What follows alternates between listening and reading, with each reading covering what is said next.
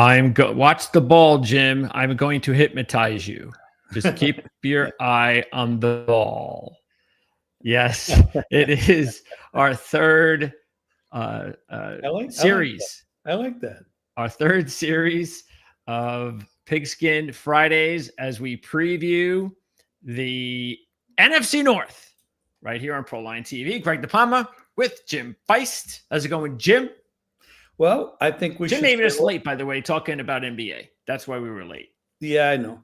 Well, we're not that late, 4 minutes. We've got to say hello to our new member, Jim K. Thank you. And welcome. We love having you join us. Thank you very much. Absolutely, Jim. And you know what? All the smart guys in this world are named Jim. You and I, Jim. We're Jim K and Jim F. We're here. We're together. Okay. Thank you for joining us. Please.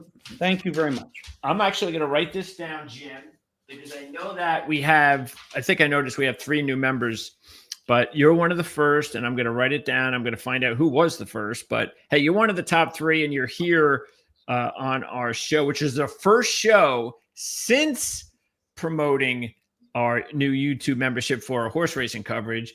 And so I'm gonna keep that in mind, because I know we're going to be doing some really cool giveaways in the future, and I'm going to remember this, Jim. So when there are giveaways, I want to tell Jim K one thing, that if he doesn't know me, I've been around 6 decades, but not everybody knows me. And my goal in life, when I'm betting for myself and when I'm betting for people that follow me, is I want to protect you from going broke. I want to protect you from not having fun. I want you to have fun, and I want to make you a profit. And I know that this whole channel, what we're doing on YouTube, what we're doing elsewhere, what I do on my own site, is that in mind. I bet everything, and I mean everything, that we give out. Everything. If you lose on my bets, I'm losing too. That's just the way it is. Absolutely. I'm with you. I'm with you. That's been a rule of mine when I started 6 decades ago, and I've never defaulted on it. Never. And we've already talked about the previous 2 weeks on this series about the wagers that we recommended the most. And those wagers actually were wagers that Jim has already placed. And that's what this is all about, really. This isn't just us spitballing and saying, hey, let's take it. Because I know, and there are a lot of shows out there doing that, and that's great. That's their format. That's what they do. I'm not arguing against that, but this is what we do. And in order for us, look, we have information like this from all of our years of experience. Jim's got about 30 or 40 on me, but maybe 20. But the fact is, we got a lot of experience. And we figured, hey, it makes a lot of sense that why not take a look to see if we see that lines are out of whack that we believe. And if they are, we'll put some money on it. At the same time, we're going to let you know about it so you can take advantage of it. So, well, Jim, Jim K, I don't know how old you are, but once you get older, and I'm up there now, the young guys always take shots at you. And just like Greg just did, he just took a shot at me. Did you see that? I saw that. Hey, I'm used to being in the opposite role. So don't trust me. And that's not going away. So I'm sure in time, Jim will start to do his own digging when he sees there's an opening. So, okay. Anyway, let's get right into this, because we're going to talk about the NFC North, Jim. And this is a really tough conference. Division. Matter of fact, not only is this one of the toughest divisions in football, just by taking a look at the 4 teams that all have Super Bowl odds of 34 or lower. And on the flip side, and this is a negative for them trying to win games outside the division, 4 of the 7 toughest schedules based on opponent win percentage. All 4 of those of the 7 are right here in the NFC North. The first goal we have here is to who's going to win this division. Okay. The winner of these divisions automatically move on to the playoffs. And there's only 7 spots that make the playoffs. So every division will get 1 entry. Then the others have to scramble to get in. We have the Lions with Goff. We got the Packers with Love. We got the Bears with Caleb. We got the Vikings with McCarthy. And I believe if it is McCarthy, that's the only one that's really maybe not set in stone, but I think. Oh, no. Yes, it is. It's just a matter of if he's going to do it. But yeah, it's set in stone. Is there anybody that's close to knocking him out of first spot? No. Nobody. Matter of fact, they're in big trouble if he gets hurt. By the way, I have to say that I have a lot of experience in my side of the world, but Greg has more connections than I'll ever have with, he works with our lads. He talks to people that I will never be able to talk to, most likely, unless Greg introduced me to them. But he has a lot of great information. You're going to hear that in this podcast. That's what makes our partnership here, along with Mark Lawrence, so good, and why I think we're going to do really well here, building this channel and getting you great information. Is because I come from the media industry. I come from the industry of interviewing a lot of the experts, a lot of the people who are dug in on specific teams. Because were you in radio for like 25 years or something? Yeah, I was in radio for about 15 to 20 years, starting in my early 20s until about late 30s, early 40s. Okay. All in South Florida. And then when I moved, that was it. It's all been internet and now YouTube. So, but keeping those relationships, obviously very important. And then building new relationships on the internet, because that's where, all these really, there's a lot of good, there's a lot of bad, but you have to weed it out and find the right analysts that have a good following because they know what they're talking about. And when you interview them, because so therefore, whether or not someone is good at this or not. And when they're saying things that you don't know, then you really know that you've got the right person. Because we can't in any way, shape, or form believe that we're going to know more about a team than the person that follows that team 365 days a year. Providing that they have the depth of skills, yes, to be able to analyze properly. Yes. That's the other part of that. And that's how you can figure them out on an interview. Right. Having the contacts and the access to watching things up close and personal doesn't mean that you have the ability to analyze it properly. No. And that's the case in every line of business, especially in our business. By the way, Sam Howell's the backup. And look, the problem with Sam is that he was really bad last year when he had limited opportunity to play for the Seahawks when Geno went down. And he had that really crazy year with Washington. In his second year, he went 3-14. That was a terrible team. He had 21 picks, 21 touchdowns. But there were some nice, I think he's in a really good spot where we know Kevin O'Connell's a really great, and I think I'm going to say great. I think he's a great offensive mind. He's a rare young, he's one of those guys that actually has lived up. And not that he was a Sean McVay guy, but he actually learned a lot under Sean McVay. Most people agree with you that he's really sharp. Yeah. But they didn't think so a couple of years ago. He wasn't one of these prodigies like, wow, watch this guy. He just, wow, one of these guys that actually turned out to be as good as maybe we thought he could be because he learned under Sean McVay. But he even performed any expectations, and he's done such a terrific job. So anyway, the point is Sam Howell's in the right spot. Now we have the same situation going on with the Bears with their new head coach. Oh, absolutely. You've got a kind of a similar situation. Can this guy step up and be what happened with the Vikings? Can he step up and get Caleb to play at the level that the other guy got Darnold play last year? Yeah, and by the way, they're in an even much worse situation at quarterback. Like if anything were to happen to Caleb injury-wise, for even a few games, they'd be in pretty big trouble. Bagent, I think he's a former Division II quarterback, I believe, actually played okay when we saw him play. But look, the bottom line is you're absolutely right. I do think, based on everything we see offensively, they're going to be just fine. It's the defense. That's what's going to hold them back this year, but that's okay. You can't fix everything in one season. But you got to be real excited if you're a Chicago Bear fan. And that's what's exciting about this division, Jim, is that the Bears are the fourth team out of four teams, as far as the numbers are concerned. They're 35-1, though, to win the Super Bowl as the fourth team. And let's see, they're plus 425. Let's go to because you wanted to start off taking a look at the division numbers. So there they are. They're 425 to win the division. Surprisingly, they're almost even with Minnesota, which I think is pretty shocking, to tell you the truth. I mean, I think there's no question the Vikings will have a bump.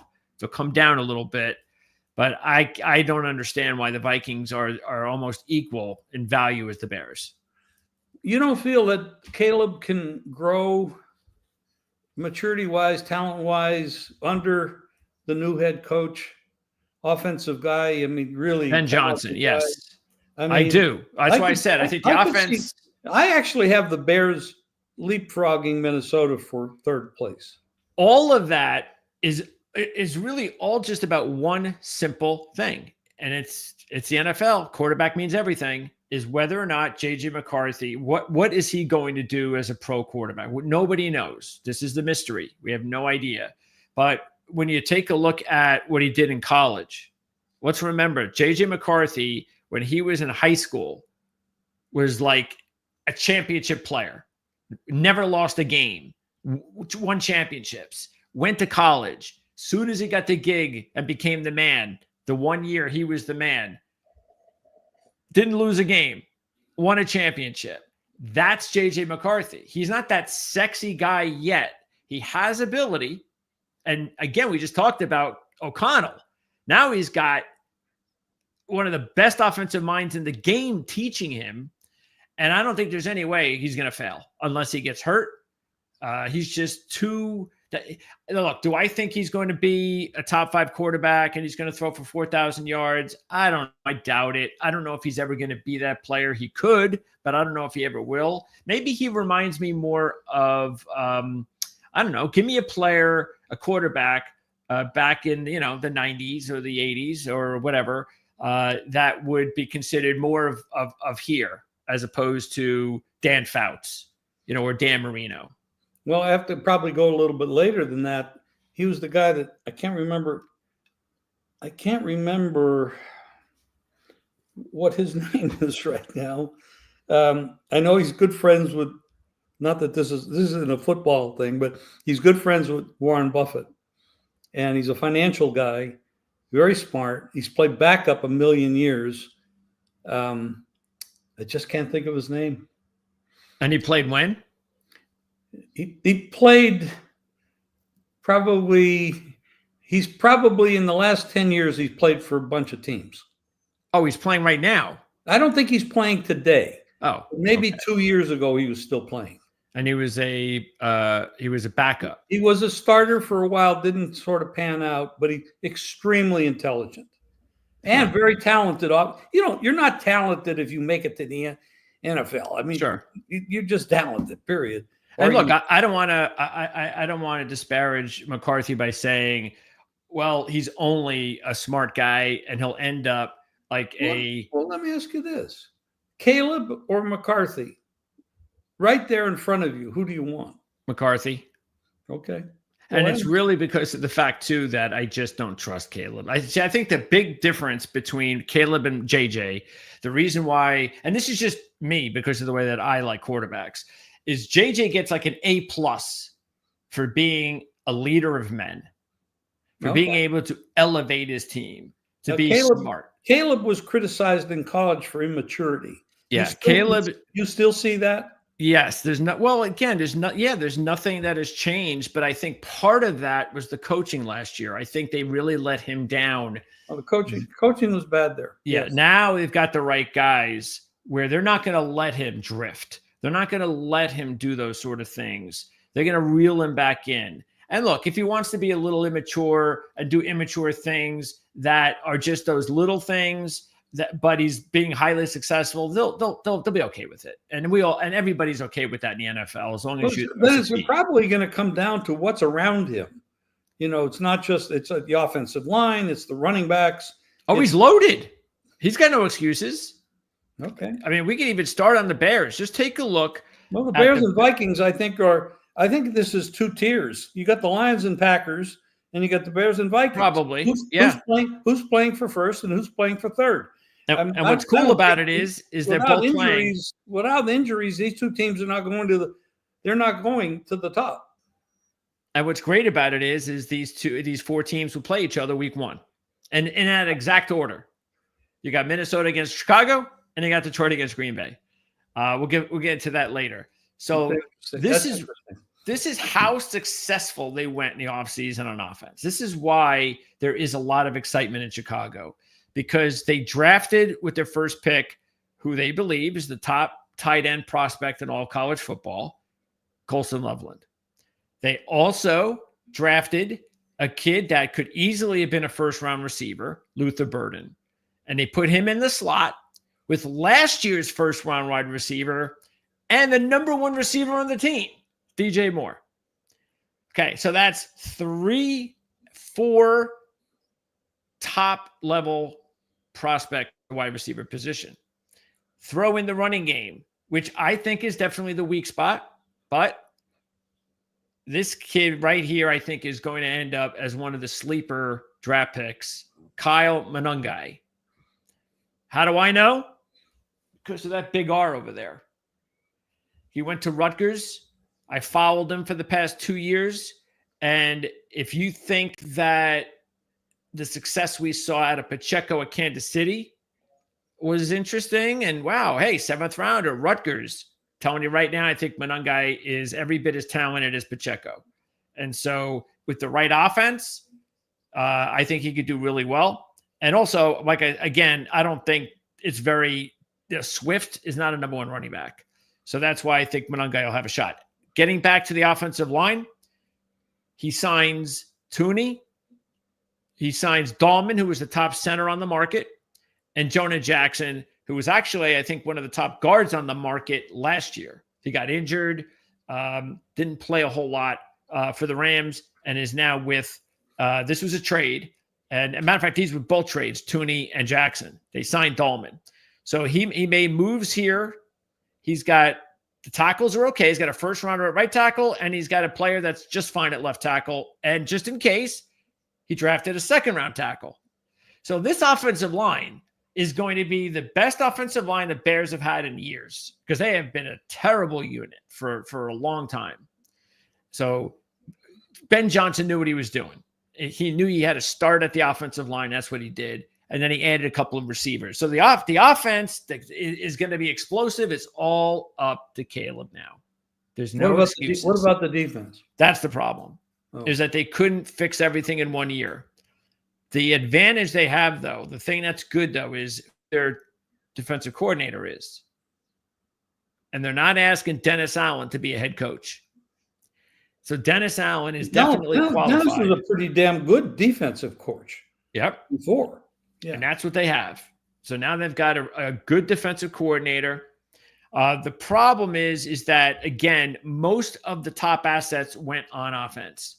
So they did use a 2nd-round pick on a defensive tackle.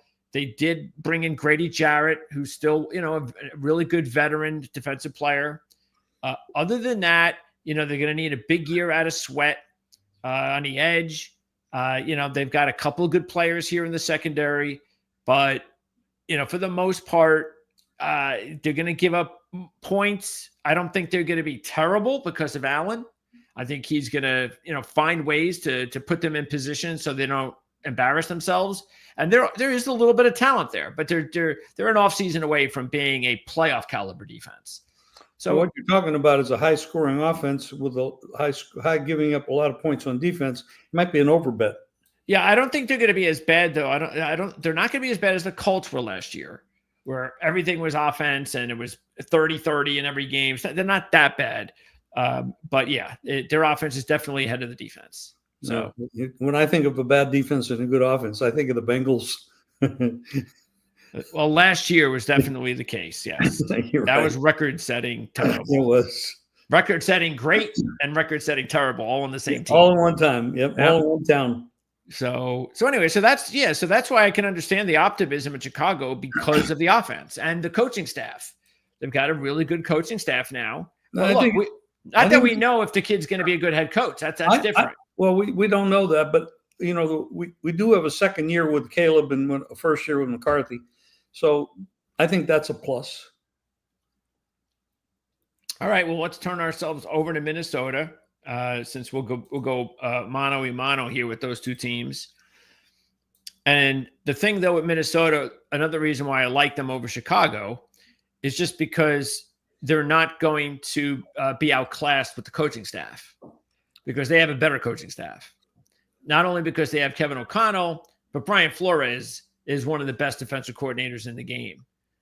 Another guy that is, I don't think he's ever going to be a good head coach. Someone's going to give him a job at some point in a few years. And maybe by then, maybe he will have learned his lessons. And maybe, I shouldn't say never, but I think he's probably going to go down as one of these really good defensive coordinators that just is not going to be a head coach.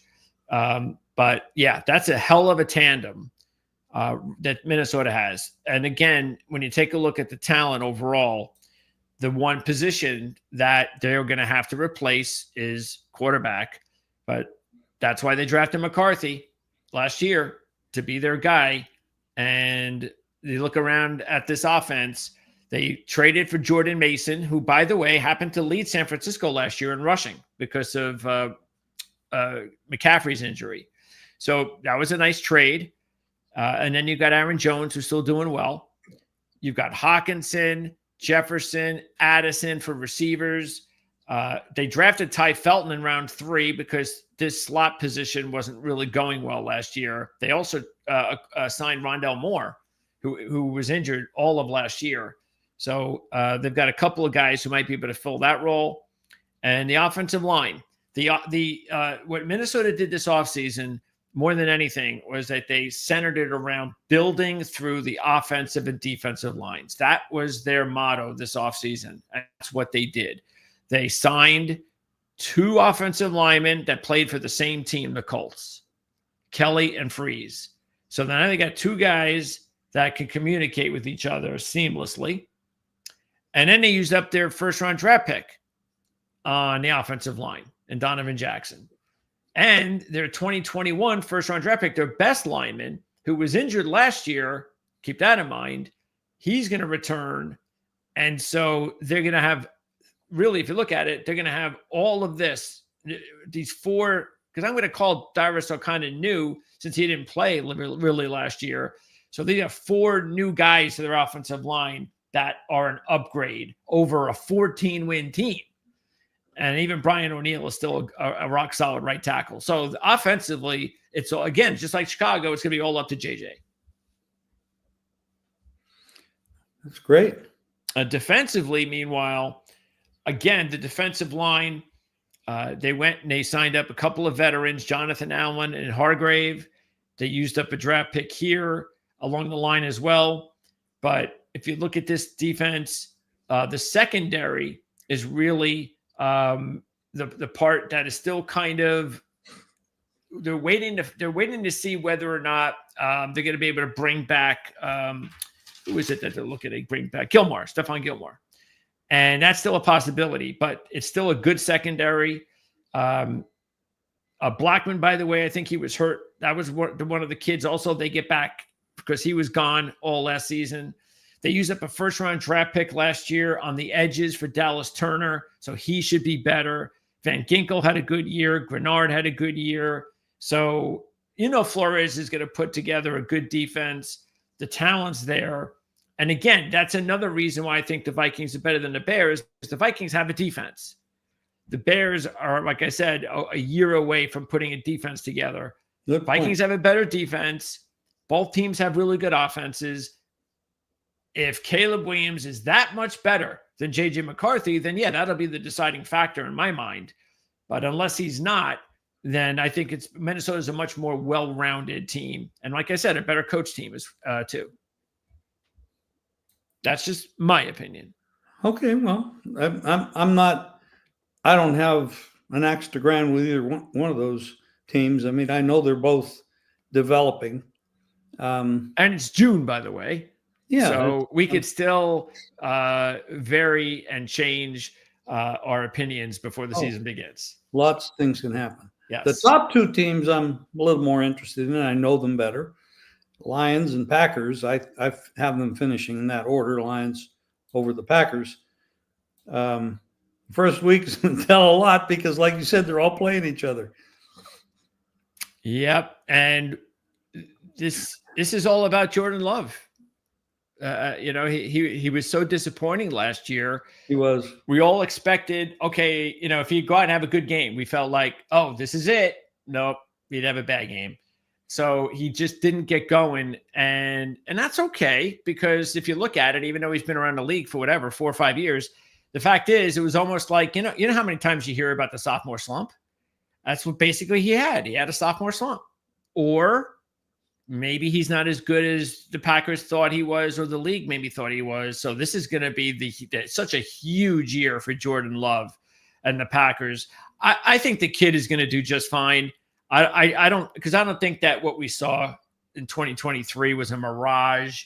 And I think because he showed you that the talent's there, I just think it's a matter of him just figuring out how to get back to that and even improving upon that. So I think he'll do that. Do I think he's going to end up at some point as, from Brett Favre to Aaron Rodgers to Jordan Love? No, I don't think he's going to be on that same level. But you don't have to be. Not everybody's going to be a Hall of Fame, first-year Hall of Fame ballot guy.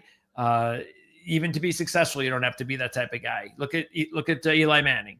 So I think he's going to do just fine, though. Hopefully, if you're a Packer fan, it's as early as this season. Tell me about the Lions. What do you think?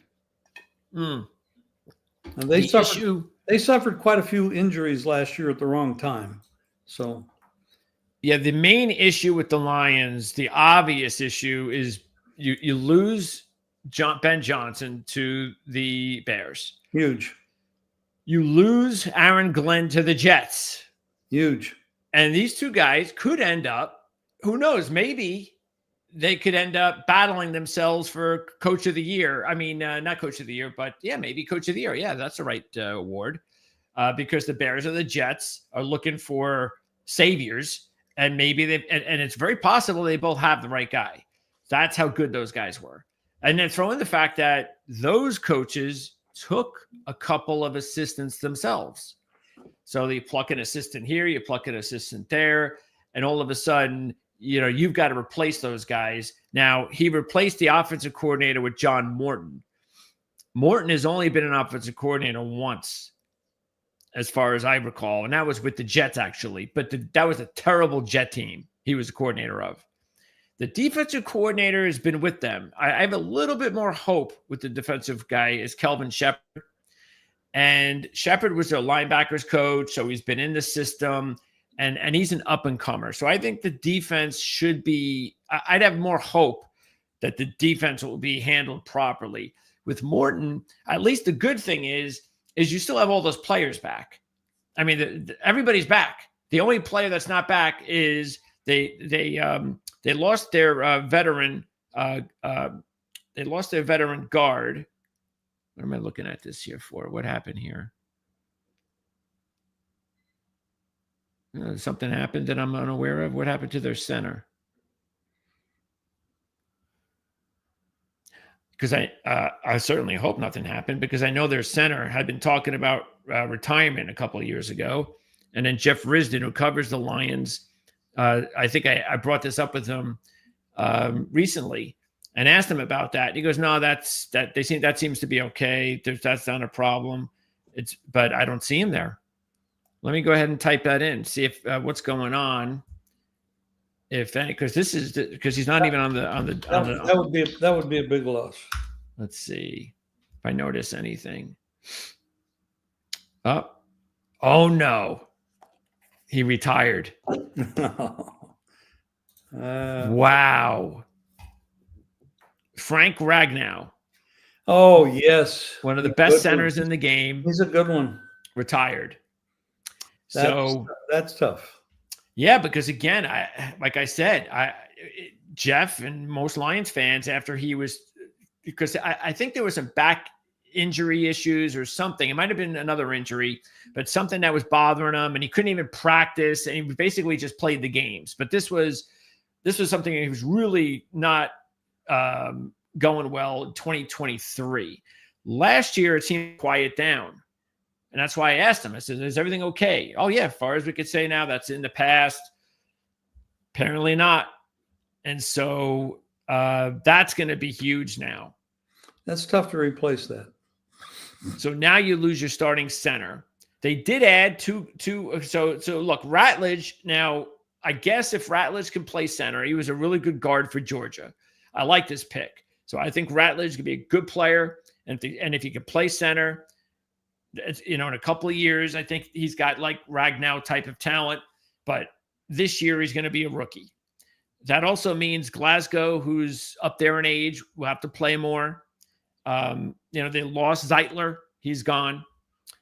So yeah. And Mahogany played only sparingly as a 6th round pick last year, but Mahogany is a good player. And the only reason he was in the 6th round is because he had an injury himself in college. And so he slipped a little bit, but it looks like he's going to be okay. But still, he does not have experience. Ratledge does not have experience. And we just talked about the coaching situation. I just think it's one of those things. You're in a tough division. You got a tough schedule. We've got player losses, coaches losses. I think it's just too much. You might be right. That might flip it. That might flip it right away. That could flip it. Matter of fact, I was wondering, I just thought about, I didn't deep think about it, but when I saw the Lions at 10-1 on the Super Bowl line, I had thought that was a little bit high. I thought they would be like 8-1 or 7-1. What are the Packers? Did the line change already, Jim, the last day or two? I haven't looked. Okay. What are the Packers? The Packers are sitting there at 20-1. Well, that's too high if we think that this could be a flip-flop situation. Because the winner of this division, like every division, they automatically get in the playoffs. Yeah, you see, I don't think that the Lions are double the price of the Packers. No, they're not. Not with that loss. Not Ragnow being gone, no. So that's a big difference. And then you've got, again, the Vikings and the Bears at 30-35, which I'm okay with where they happen to be. But, yeah, big loss. I'm going to see maybe if I can get Jeff. Maybe it's possible I can get Jeff on for 5 minutes at some point in the next few days. And if so, we'll have him here on the channel. So don't forget, subscribe to the channel. That's the first thing you want to do. And we were talking about Jim, by the way, Jim K, who is a new member for our horse racing membership that we just put together on YouTube. But we have already have everything set up on Patreon for basically more memberships, and that's going to be for a variety of things, football related. Matter of fact, we're going to have that wise guy. We're going to have that Beat the Pros football contest, which is going to be really fun, and a lot of other real cool things that will be on Patreon. We'll update you on that in the coming days and weeks. But yeah, there you go. Getting back to Detroit, I think the other thing too is, Jim, don't forget. Even though we all think when a player gets hurt and returns, everything's going to be okay. Not always. Not always. So Aiden Hutchinson, that was such a huge loss for them last year. So we have to make sure when he plays and returns that he's going to be able to not only return to the player he was, but that he does it this season. McNeil, this is worse because McNeil had developed into one of the top defensive tackles in the game last year. Boom. He goes down. And unfortunately, he goes down in December, which means he's not coming back until somewhere mid-season. What did he go down with? He went, I believe it was also a serious knee injury, if I recall. So, it was one of the ACL. So he goes down with an ACL in December. I was surprised that they did not go and get an edge rusher.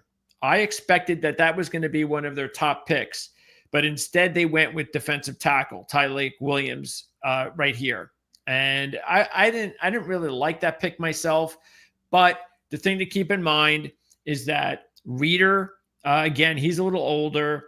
And then some of these other defensive tackles, like on Enrique as a free agent next year. Wingo's also coming back from an injury. So there was a need for sure. And I guess they just felt Williams was the best talent on the board. They stuck to their board.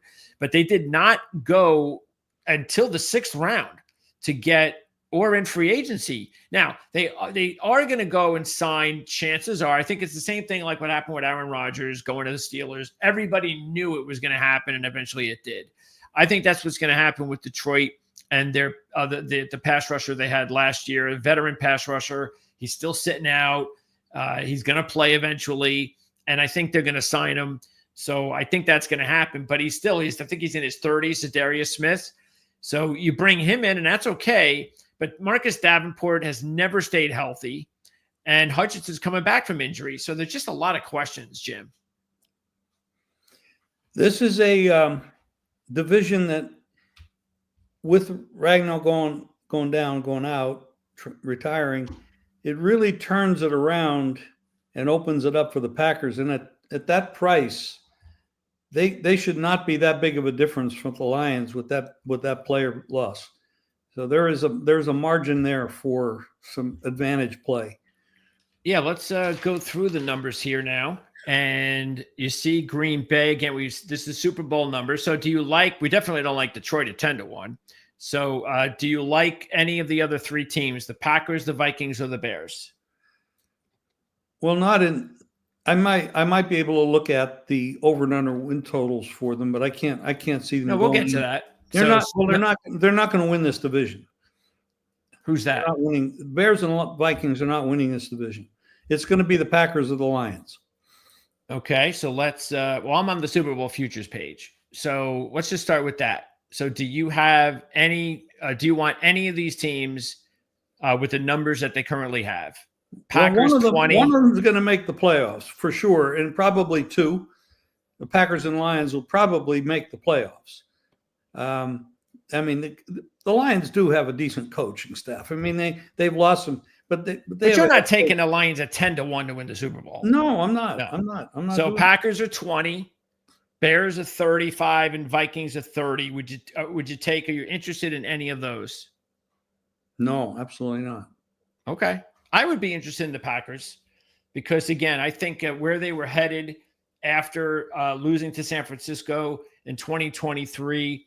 There was a lot of hope in 2024. Things didn't work out. They still made the postseason. They lose to the Super Bowl champs on their home field. Nothing to be embarrassed about. And sometimes that happens to up-and-coming teams where you have that everybody expects you to go somewhere that next year you don't, but then you come back the year after that. So I think at 20-1, I don't think that's. I'm okay with that. So I'll go with the Packers. I actually misspoke because if the Packers are now and maybe should be the favorite to win this division, 20-1 is not an unreasonable price. I didn't like that before, but I didn't know about Ragnow, and that does make a difference. Yeah, and of course, there's a big edge, as we all know. You win the division as opposed to having to worry about being on the road in a playoff game. Look what happened to the Vikings last year.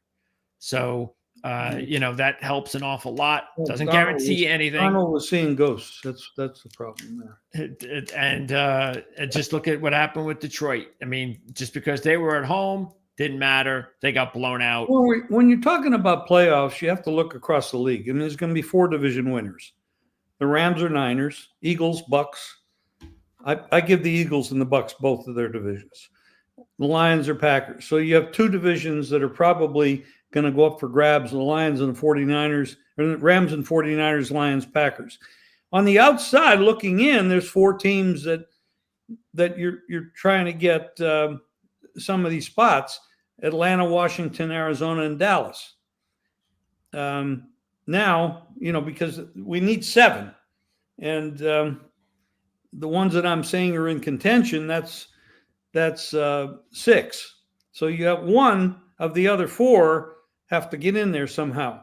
Now, unless the Packers or the Niners and the Lions and the Rams fall out, which I think the Bucks and Eagles, without injury, they're going to win their division. But then it gets interesting at the bottom level. Who's dropping out of contention, and then what happens with the 6 teams vying for those spots, and that's where the interesting part of it comes in. Unless, of course, it is only June 6th, and we're not factoring in injuries that we don't know about yet. So, that all comes into play. So taking a look at the division lines, you have Green Bay right now. Again, I don't know if this is going to change tomorrow because I don't. Let me see when the news came. It had to have been like in the last, maybe even today. Those lines have to be updated. I mean, yeah. So, and also don't forget that it's early in the process, and the Lions have Super Bowl aspirations. So if there's not a veteran center that they could sign, well, I know Greg, you pointed out perfectly with the coaching losses. I don't know why I can't speak. And Ragnow, I mean, that's a lot of stuff to replace. Well, I was about to say that they still have time to trade for another center. Yeah. If there's somebody out there that's talented enough that maybe is having a dispute somewhere, or a veteran and there's a young guy there and he's looking for an opportunity to go to a championship caliber team. All right, so let's just say at this point in time, because this is all we can go on. The Packers look like a pretty good play here at plus 260. Very reasonable because, we just said it. Yeah, at 260, I'd rather take 260 than 140 with the player gone. Yeah, absolutely. Yeah. Yes. And I mean, they do have a good head coach. The guy's not bad. LaFleur is a good coach. Yes, he is. What about Minnesota, Chicago? I don't give those two teams much credit. I just have to see it. I have to see it happen. Yeah, the thing with Minnesota, again, I don't, sort of like I was saying with Green Bay, I don't think Minnesota is a bad pick at 4-1 to win a division, just because of the fact that, again, everybody pretty much is back except the quarterback. And if J.J. McCarthy lives up to his talent, then maybe this is a steal at 4-1. So I'm willing to give that a shot. If it was 8-1, I'd bet it. 8-1 in the division? Yeah, I don't know about that. Because the two teams on top are better. Oh yeah, no question about it. But again, we just talked about some of these issues. You're not getting 3 teams from this division in the playoffs. Oh, it could happen. Not with those other teams sitting out there. I think the only thing that's really affecting them more than anything is the schedule. That's why I think it's going to be tough for 3 of these teams to get in because of that schedule. So they're all playing murderous schedules, and that's going to be real. And then they got to all play themselves. So and the 2 young quarterbacks are the ones I'm dismissing partially because of that. Okay, let's get to the win totals. Okay, so here we go. And the first one we're going to see in alphabetical order is Chicago. And they're 8.5. What do you think about 8.5? Well, it's going to be 8 or 9, so it's 9, 8 or 8, 9 for the season. They have a tough schedule outside and inside. 8.5 is a perfect line. I don't see a bet. Yeah, I agree. I think it's a good line. I wouldn't touch it because I don't think anybody knows what's going to go on here with Caleb Williams. So it could be good. It could be bad. All right. Let's now go to Detroit.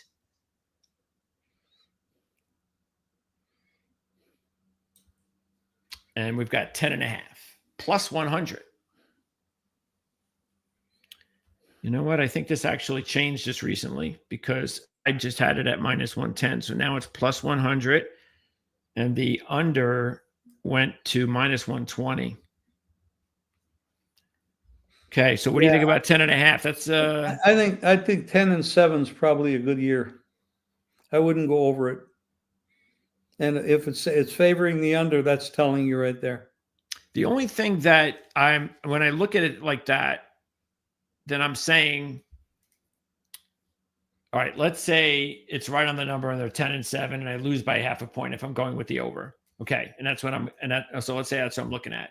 So all right, 10-7 is telling me that I'm one win away from obviously winning at 11, but I'm one less win away from being 9-8. Detroit, they're not going to be that mediocre. Well, yeah, but you just pointed out the coaching losses are big. Look what Yeah, happened. but they had what, 15 wins last year. I know, but look what happened. I mean, now they lose their center and the coaching. I mean, that's huge. Yeah, I just 10-7 is a good year with those kind of losses. Yeah, I would take advantage of this. And they're playing a tough schedule. I would go with over. So you want to play over 10.5? Okay. Yes. I just think Which means still they got to go 11-6 to win. Yeah, and I don't think that. And I still think that they may not even win the division. I still think the Packers could probably still win it at 12-5 or same record. If you don't think they're going to win the division, you can't bet it over 10.5. Why? But two teams were 14, 15 win teams last year. We're first and second. It's kind of incongruous to me to do that. I don't have to think too with the rest of the NFC is that I just even we talked about it that the South would be better, but I still think the East is going to be. We don't know if Dallas and the Giants are going to be all that much better. The Giants aren't going anywhere. It's Washington, Dallas, possibly getting in under the Eagles. And the West, we don't know. We don't know about like all those teams. Some could be good, some could be bad. So it's not the AFC, the NFC. The AFC is still the better conference. Rams, 49ers, and then the question mark about Murray and can he play a whole season and be productive, because in the back half of these seasons he's been awful. So Rams, 49ers both make the playoffs in my mind. The Eagles make it, the Bucks make it, the Lions and the Packers both make it to the playoffs. That's the way I see it now. All right, so like I said, I'll go ahead and take them over. So far, you haven't taken anything, so nothing's good or bad. What's so the Packers? I'll tell you. Let's take a look at the Packers, and they're 11.5. No, 9.5. Excuse me, 9.5. And what price? Minus 120. Minus, absolutely bet the over. Yes, I agree too. Absolutely bet the over. Okay, so we've got Jim is on 9.5 Packers minus 120 over, and then let's take a look at. By the way, I would even think about this over 11.5, 3-1. Why not? Yeah, why not? I think that's like a bonus it's interesting when they post the lines. You don't have a 10.5 there. You notice that? Yeah, I don't know if it's just the fact that they're not going to. I mean, they just know people will jump to that next level. Yeah, and they don't want you to jump to the next level. Other than that, that's a bookmaker defense system. Okay, and then we'll wrap up with Minnesota. No, we haven't talked about Chicago. Oh yeah, we did. I'm sorry. Yeah, we did. 8.5 minus 145 or plus 120 under. Wow, 8.5. So the Minnesota Vikings are going to go from a 14-win team to a sub 500 team because Sam Darnold is that much better than JJ McCarthy. I am not buying it. But we have no idea what JJ McCarthy I'm willing to. Well, again, that's what it's all about. It's about projection. So, no, I don't see the Vikings at sub 500. Okay. No way. In comparison, the Bears were 8.5. But what was the price? Minus 110. So they were both minus. They were both 8.5. Yes, they are really favoring Minnesota over the Bears. Well, they should. Yeah. I don't know that I agree with that. You got again because they won 14 games last year. I know, but you got Caleb on a second year. You got the quarterbacks back there, the same place, different coaching, better coaching, good talent around him. Minnesota's a better defensive team, of course. But McCarthy's a big question, but they have weapons. That's a the big minus 145 price difference. I'm definitely going somewhere and looking for the 9.5 so I can get rid of that not minus 145 because I still don't. Or by the way, do they? I know everything is so. So let's see. So, oh, there you go, 10.5. So I know it's not 9.5, but that's what I would look for. I would look for a 9.5 because I'm going to get somewhere about plus one something. So that's what I would do. You see a price? No, not here. No, Okay. I don't see it, but it's got to be somewhere. But I mean, again, because we're just going by what we see here, I would do Minnesota 10.5, 235. Oh, wait a minute. I see 10.5 plus 235. No, I'm saying there's no 9.5. No 9.5, right? Yeah. Okay. So in this division, Jim, you are going with the Packers 11.5. Excuse me, 9.5, 120. And are you also going to go 11.5 plus 300? Sure. Okay. And then I am going to go with both of those Packers plus the Detroit line and the Minnesota line. So let's go with the last one, and that's the week 1 lines. So where are we? That is interesting that these two teams, that they're all playing week 1. I don't think that's a good move for the league to do that. I'm surprised, actually. It's such an important game. Yeah. And they stick it week 1. And these teams are never ready to play. No. Never. No, that's unfair. I'd be very upset if I was Detroit Packer. The thing is, it's unfair to everybody. Yeah. Let's see. Let's see let me just quickly look and see what the games of the week are going to be. So let's see. Chiefs, Chargers. That's one. Well, there is a Thursday game that's pretty damn good, but I think that one's in Brazil. No, that's Philly and Dallas. And is that in the States or is that in Brazil? Or the Kansas City games in Brazil? Yeah. So that's one good game I'd want to see. Kansas City Chargers. That will go under, by the way. Wow, look at all these crappy games. Tampa Bay, Atlanta. I want to see that. Another big divisional matchup. Huge. Tampa Bay, Atlanta. Okay, so that's only 2 games so far. Everybody that watched this show knows that I'm very high on Tampa Bay. Let's see. Not necessarily in that game, but for the division to win the NFC championship, go to the And I'll Super be taking Bowl. Tampa Bay for the 3rd straight year. But this year, we talked about actually even going for Baker Mayfield MVP. MVP, and I think that's a great bet. I think he was, 25 to 1? It's a good, huge bet. Great or bet. 35 to 1, something like that. Big number. All right, let's see. Houston and the Rams. There's a good one. There's 3. Detroit, Green Bay, 4. Baltimore, Buffalo, 5. Let me back up to the Detroit, Green Bay for a minute. No. The Packers at home -1.5. So those are just. I was just looking. I gotta play that. All right. So anyway, but I don't lay. But everybody knows me. I don't lay 1.5. You go over here and lay 115. You get even. You're betting. Pick them even. -115.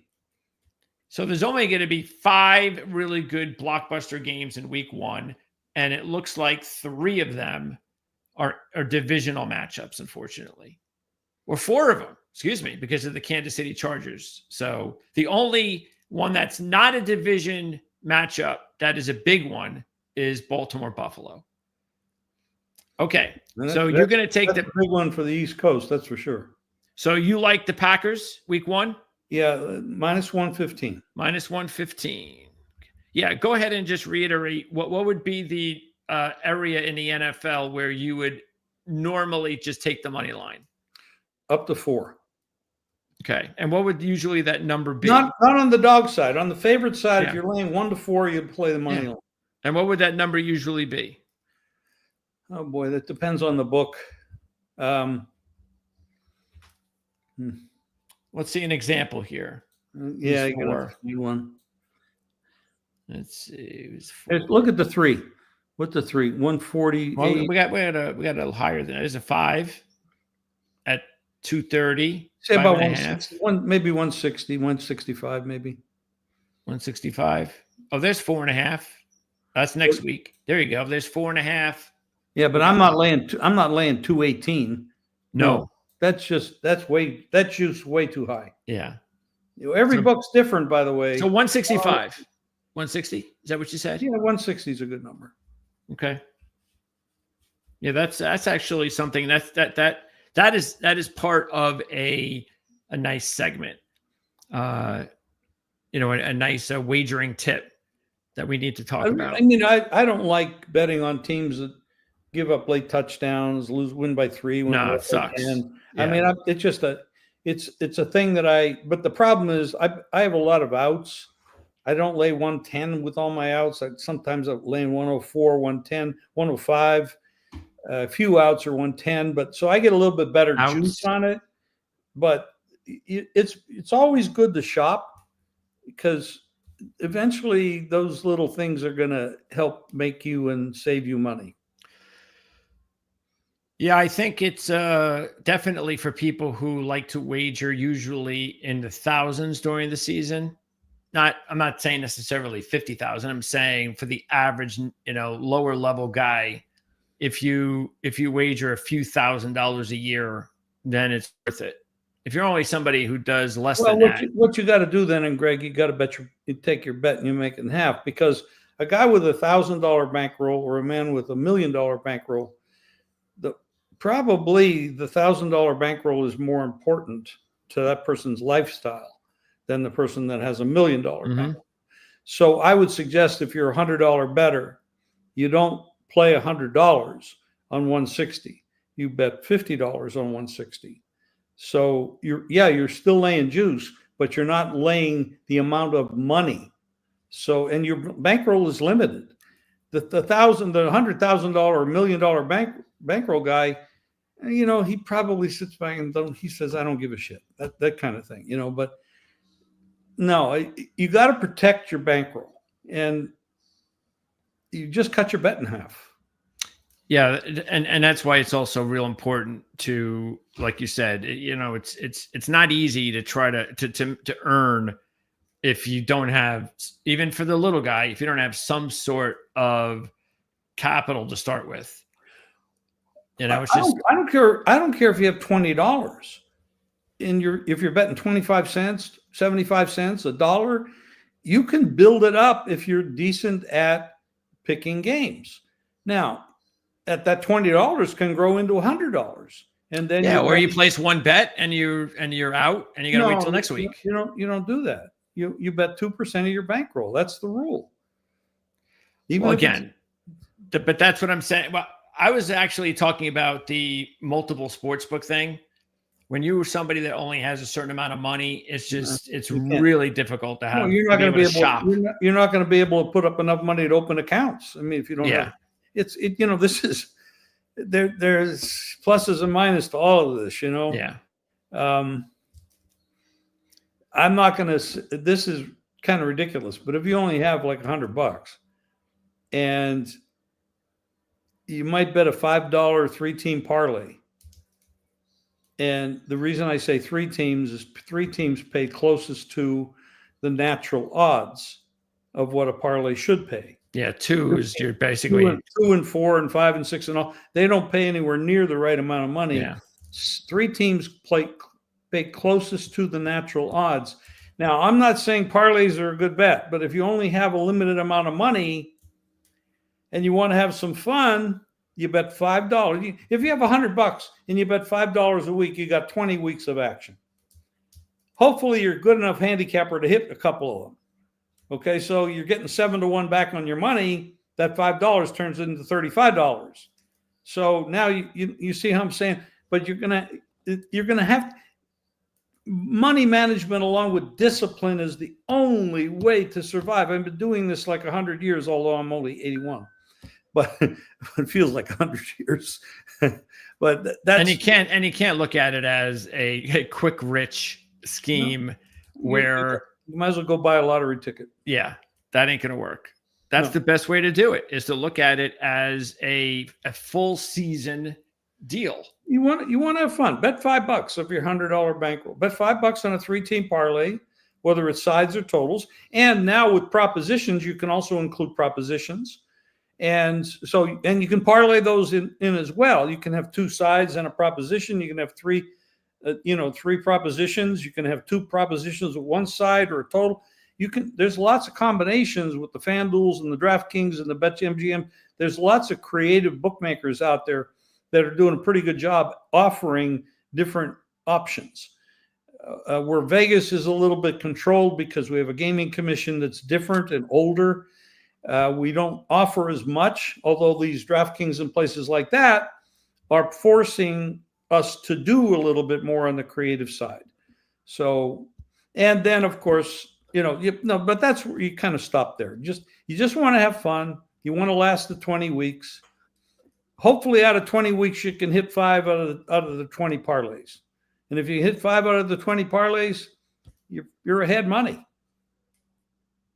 And again, like you were saying, you have to look at it where even if you're only doing a wager where, like you said, let's say you do something where you're taking a 160, and let's say you put $16 to win 10, and that's a wager. Even though you're only making $10, that shouldn't be the way you look at it, because you got to look at it as, again, this is a long process over the season, and if you do a good job, then it still will eventually benefit you in the long run. As opposed to saying, no, I don't want to do the 160, so I'm going to do 11 to make 10 because I'm going to go the 3 points. And then you win by 2. And you just lose $10, $11. You can look at it that way too. But you got to remember, if somebody has a $100 bankroll, and that I'm not being critical here. Well, you're talking to people like me, so I know. I'm talking about somebody you don't approach the season as if you're going to get rich. No. You just want to have fun. And if you happen to double your bankroll, that's awesome, because you can do that. You can do that. You can actually double your bankroll by betting wisely and have discipline. You could double your bankroll. Now you save that bankroll, you move on to the next sport. Maybe it's college basketball or pro basketball. And then there's lots of ways to bet, lots of things to bet on these days, just about everything. And you can check out the money management series. We've got 4 lessons already up.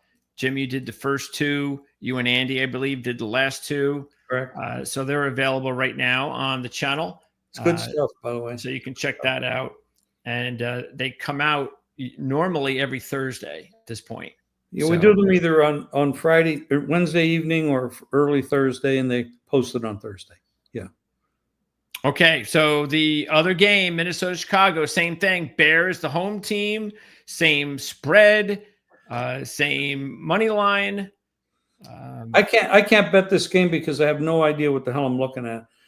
I'd probably, because it's early season and nobody's really in good shape, I'd probably bet the under 45.5 and lay the 115. Is that what you're going to do right now or no? Yes. So you're going to go with the under 45.5 minus 115 and a half minus 115. Okay, there you go. Yeah, I am actually. Yeah, this is like one of those games that it's like the first week of the season. We know these teams are already very close. Anything can happen, kind of deal. And it's not like you're getting a big spread or you're being like I would if this was week 1 and we were talking about this and the line was this and we didn't hear anything different about these 2 teams. Yeah, I'd probably go with the Vikings, but I wouldn't do it big because anything can happen in this game. So what's good about it is it's a Monday night game. And that's the other thing too, Jim, is that sometimes, that's what I do like about. That's what we get for Monday night. Yeah. Yeah, but this is again, this is not.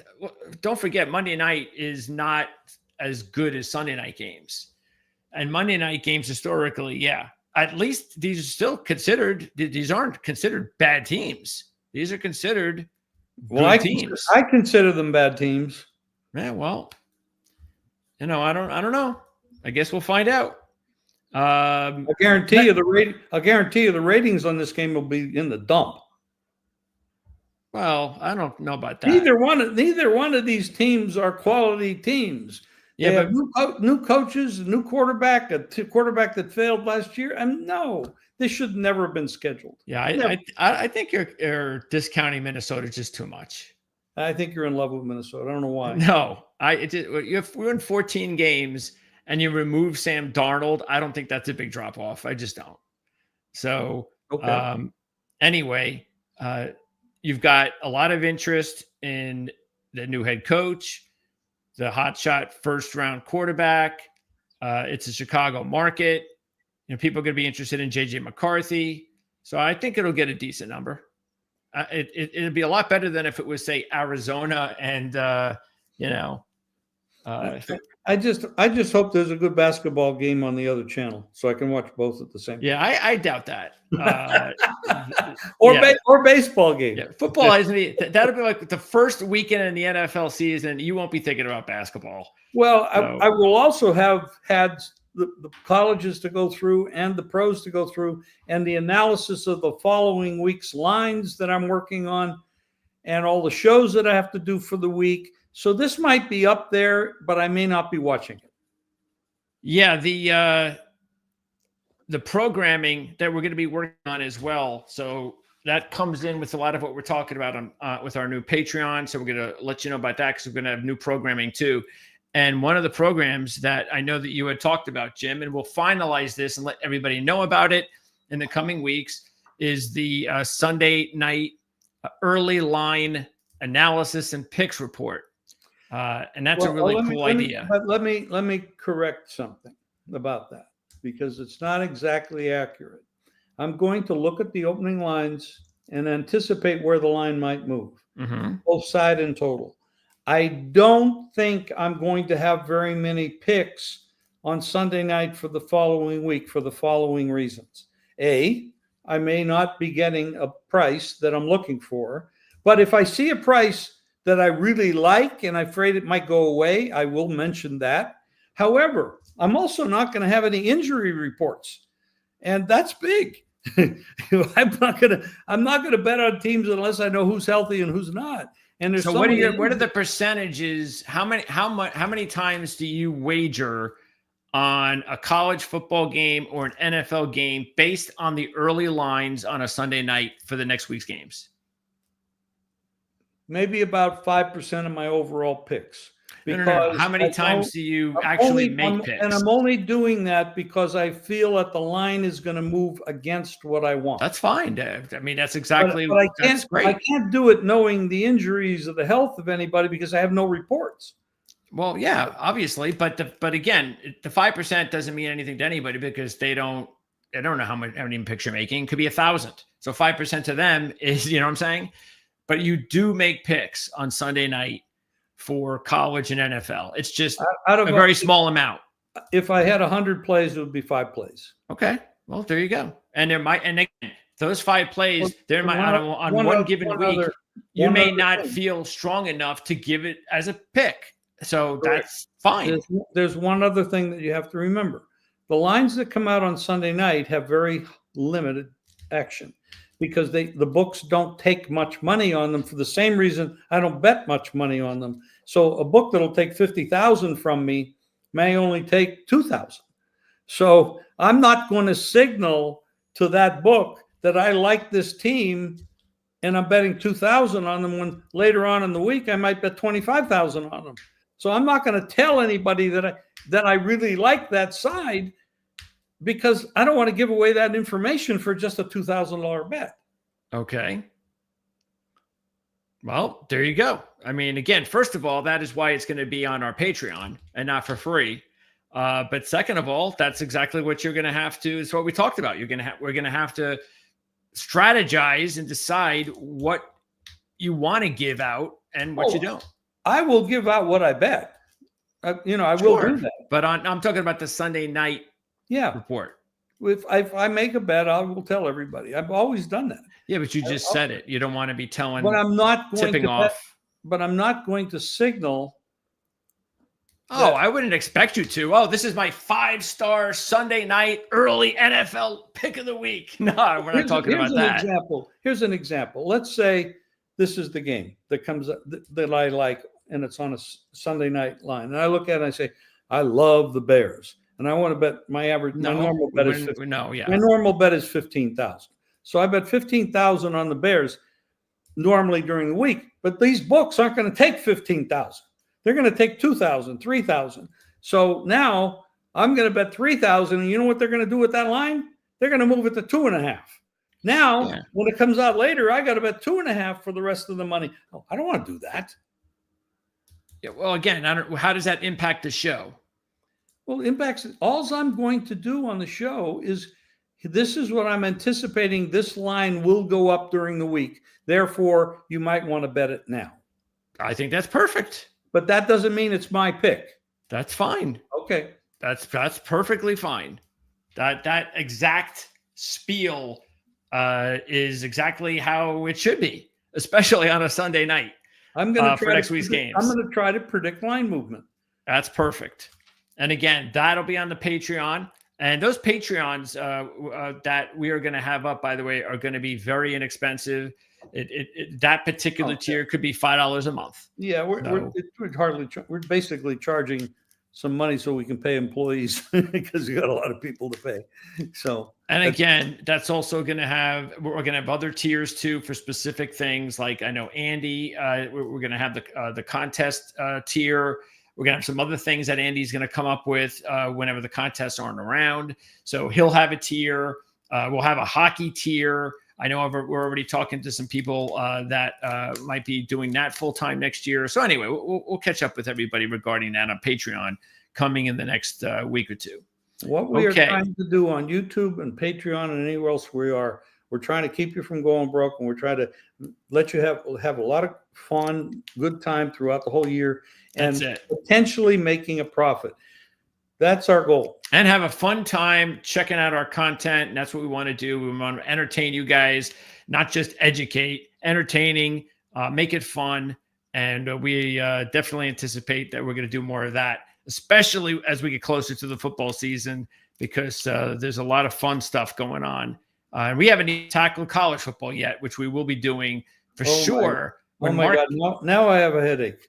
When Mark joins us in about, I think, 6 weeks now, because we are through 3 divisions. It can't be 6 more weeks. Just for this format. Oh. We have 3 divisions gone. We have 6 more weeks, yes. 5 more to go now, so it's 5 more weeks to go. Well, what are we doing next week? The same division, but in the AFC. So we're doing the AFC North. Well, so that's next week. Those are 4 teams. We're going to get to talk about Aaron Rodgers. Yes, we will. Aaron, big surprise, shocking. Here's a guy. What an enigma this man is. He has more talent in his little finger than most other people have in their entire body. And his head may not be into it, but he is so talented. He could probably play till he's 90, But the question is, does he want to? And is he really passionate? He's just an amazingly talented human being at what he does, throwing a football. The question is, does he want to play? No, I think the question is more of, does he want to get hit? Oh, yeah, that's true too. That's what I think is more of. Who the hell wants to get hit? He's definitely, he's competitive still. He still has all of that, but he just don't want to get hit. Now, what that means is there's going to be you're just going to have to deal with it, Steeler fans, that we'll talk about next week. You're just going to have to deal with, there's going to be every week a handful of plays where he's going to throw the ball so fast and the receiver didn't even get out of his break. And and he'll probably be yelling at the receiver like it's the receiver's fault, but it's because I don't want to get hit on that play. So, but it's only 5 plays. You got to just live with it. Some people are just born to do one thing and really do it well. And he is one of them. Yeah. He is born to throw a football. That Pittsburgh team, when we talk about next week, boy, that's a team that can go in either direction. So that's going to be fun. And that is not an easy division. No, even the Browns are going to be better. So we know the Bengals are going to be better. well, we're talking about it ahead of time, but are the Bengals going to be able to improve that defense? Yes. Their defense is not that bad. It was just one couple of years where their coach and the system and some talent and injuries, and yeah, they're going to be fine. Next will be that'll be, because I mean, we got probably the best quarterback in football is Burrow.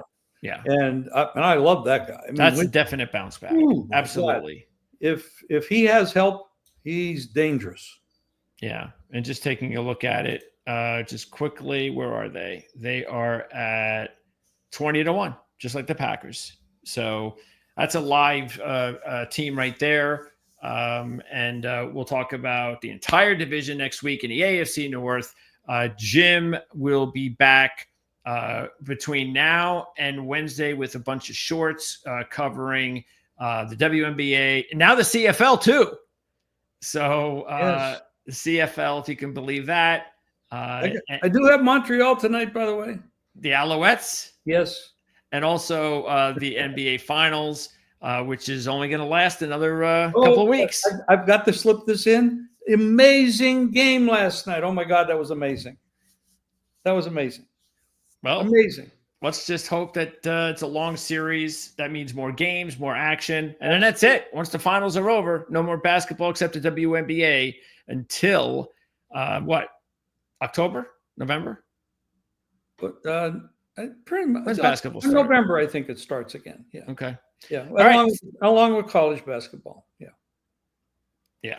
And speaking of college, like I said before, we're going to be talking more of college football as we get closer to the start of the season. And again, Mark's going to join us when we're done with these division previews. And that's probably a good time for sure, but we'll get started also on adding some college football talk to our Friday discussion. So, Jim, appreciate your time as always. Thanks, guys. Thank you, Jim K. Appreciate it. Yep. Thanks, everybody.